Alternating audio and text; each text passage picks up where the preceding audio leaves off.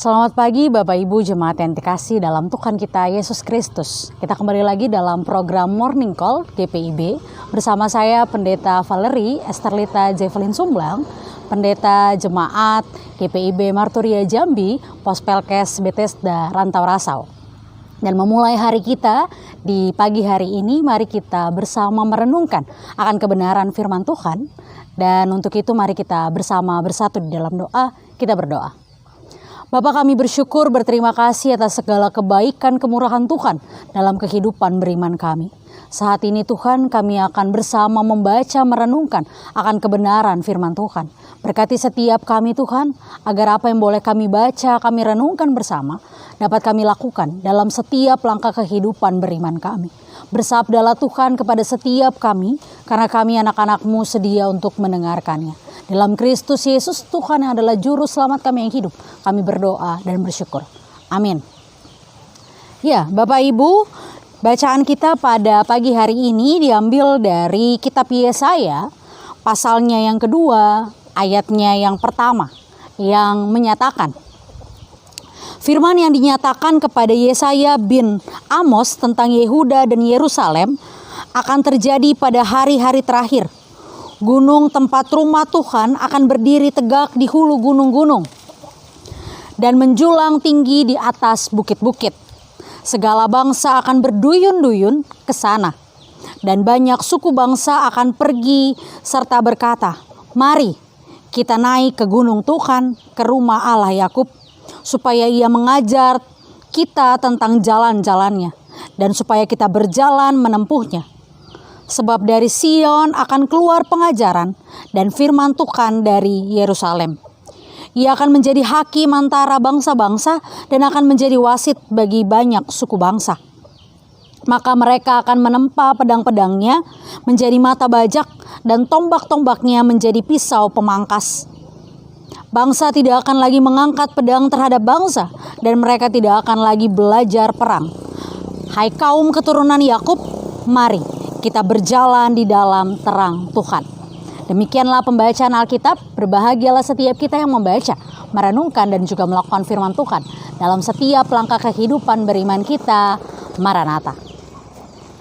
Ya, Bapak Ibu jemaat yang dikasihi oleh Tuhan kita Yesus Kristus. Beberapa minggu terakhir kita disajikan dengan begitu banyak berita kekejian dari para pelaku kekerasan seksual yang mulai terungkap. Berita yang membuat setiap kita harus kembali berefleksi, dan saat ini kita harus mulai memilih untuk memihak pada para korban. Kasus yang viral beberapa waktu lalu, misalnya seorang guru di pesantren yang melakukan tindak pemerkosaan pada 12 santriwatinya yang menyebabkan kehamilan pada mereka. Masihkah kita mau berkata bahwa kekerasan atau pelecehan seksual yang terjadi pada perempuan adalah karena cara berpakaian mereka?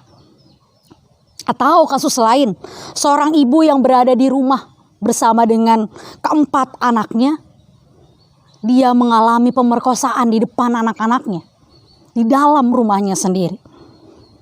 Menimbulkan pertanyaan, apakah kembali kita mau menyalahkan perempuan yang suka berpergian adalah kelompok yang rawan mengalami tindak kekerasan seksual, pelecehan seksual?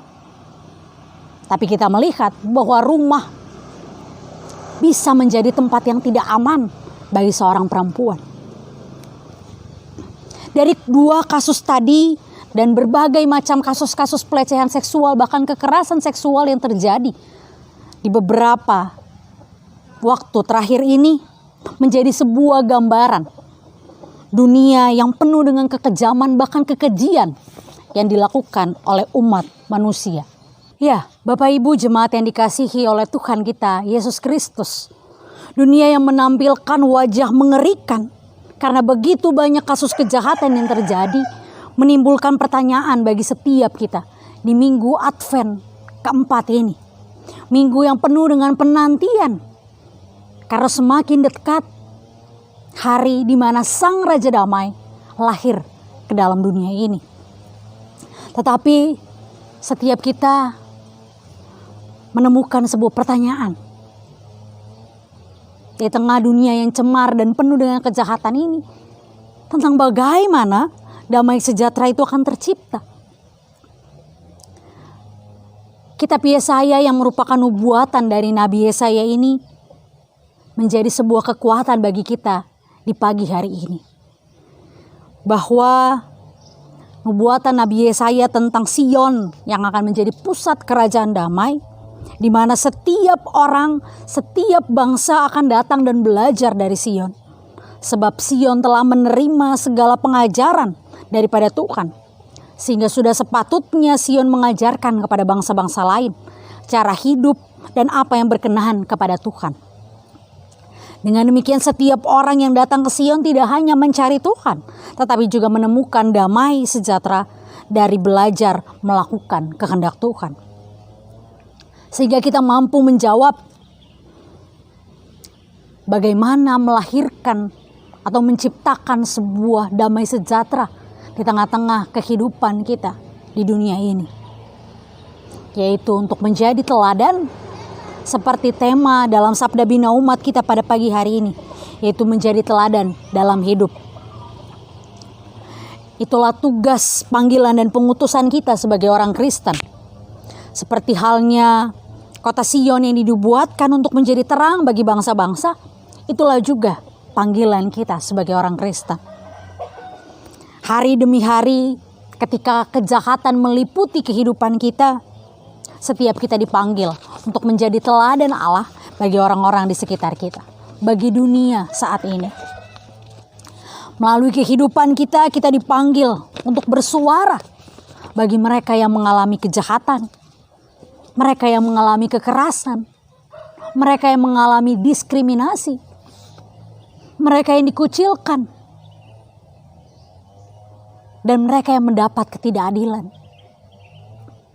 Untuk itulah kita dipanggil untuk menyatakan damai Tuhan di tengah-tengah begitu banyak problema kehidupan yang terjadi saat ini.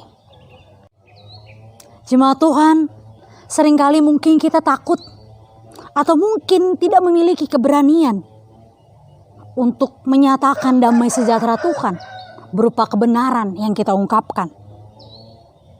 Kita enggan untuk memilih menjadikan kehidupan kita sebagai teladan baik bagi orang-orang di sekitar kita.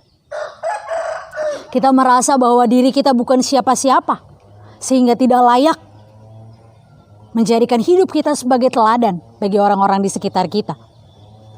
Ketika hal tersebutlah yang kita rasakan, maka mari bersama kita belajar akan kebenaran firman Tuhan. Dengan tidak jemu-jemu, mau selalu dikuatkan, mau selalu merenungkan akan kebenaran firman Tuhan. Dan terlebih khusus, mau memilih untuk melakukan kehendak Tuhan, yaitu menjadi terang bagi orang-orang di sekitar kita, menjadi teladan baik bagi orang-orang di sekitar kita. Sebab ketika kita merasa kita tidak layak, kemudian kita memilih untuk menjauh daripada Tuhan, maka kapan teladan dan terang itu akan nyata dalam kehidupan kita? Dan kapan kita akan mampu melakukannya ketika kita tidak mau memilih untuk memulainya? Kehidupan menjadi teladan yang membagikan damai sejahtera bukan hanya perkara-perkara yang luar biasa dapat kita lakukan, tetapi juga dapat kita lakukan dengan berbagai hal sederhana yang ada di sekitar kita. Mulai dari memelihara kehidupan yang damai dengan setiap anggota keluarga kita, sehingga mampu memancarkan damai sejahtera Kristus di tengah-tengah masyarakat, di tengah-tengah lingkungan, bahkan di tengah-tengah bangsa kita. Lalu, mulai dari keluarga kita, mulai dari diri kita, mulai dari keseharian kita. Mungkin dengan media sosial yang kita miliki dapat menjadi sarana baik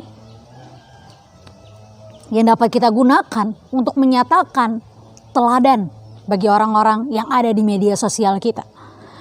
Melalui postingan-postingan yang kita berikan, hendaknya membangun kesadaran akan senantiasa berlaku baik. Bukan hanya postingan-postingan yang mendukakan hati orang lain. Tapi postingan-postingan yang mampu memberikan semangat, bahkan motivasi bagi orang-orang di sekitar kita untuk melakukan perbuatan baik. Sebab melalui langkah-langkah tersebutlah sebuah perubahan besar dan damai sejahtera akan nyata dalam kehidupan kita. Selamat menjadi teladan baik bagi sesama kita dengan senantiasa membagikan damai sejahtera Tuhan bagi orang-orang yang ada di sekitar kita. Baik mereka yang ada di dunia nyata maupun mereka yang ada di dunia maya. Selamat menjadi terang Kristus dimanapun kita berada. Mari bersuara bagi mereka yang terbungkam. Mari bersuara dan menjadi tangan bagi mereka yang tertindas. Tuhan Yesus memberkati setiap kita. Amin. Jemaat Tuhan, mengakhiri renungan kita pada pagi hari ini, mari kita bersatu di dalam doa. Kita berdoa. Bapa, kami bersyukur, berterima kasih atas firman-Mu yang boleh menguatkan kami di pagi hari ini. Kami bersyukur firman-Mu boleh menyapa setiap kami untuk menjadi teladan baik bagi dunia yang cemar saat ini. Bagi dunia yang penuh dengan begitu banyak kasus kejahatan yang terjadi. Bantu kami Tuhan, perlengkapi kami untuk melakukan akan kebenaran firman-Mu dalam setiap langkah kehidupan beriman kami. Dan saat ini kami akan melanjutkan aktivitas kami di minggu hari ini. Berkati setiap kami Tuhan, tugas tanggung jawab kami, pelayanan kami, dan apapun yang menjadi tanggung jawab kami, kiranya kami mampu melakukan semuanya hanya untuk hormat dan kemuliaan nama Tuhan. Kami menyerahkan seluruh kehidupan kami sepanjang hari ini hanya di dalam tangan pengasihan Tuhan. Terima kasih Tuhan, terima kasih Bapa. Ini doa kami, ini syukur kami. Di dalam nama anak-Mu yang terkasih Tuhan kami Yesus Kristus, kami telah berdoa dan bersyukur. Amin. Ibu Bapak, selamat pagi. Kiranya Tuhan Yesus senantiasa memberkati setiap kita melalui anugerah kesehatan, kesuksesan, dan setiap hal baik yang dapat kita lakukan. Tuhan Yesus memberkati.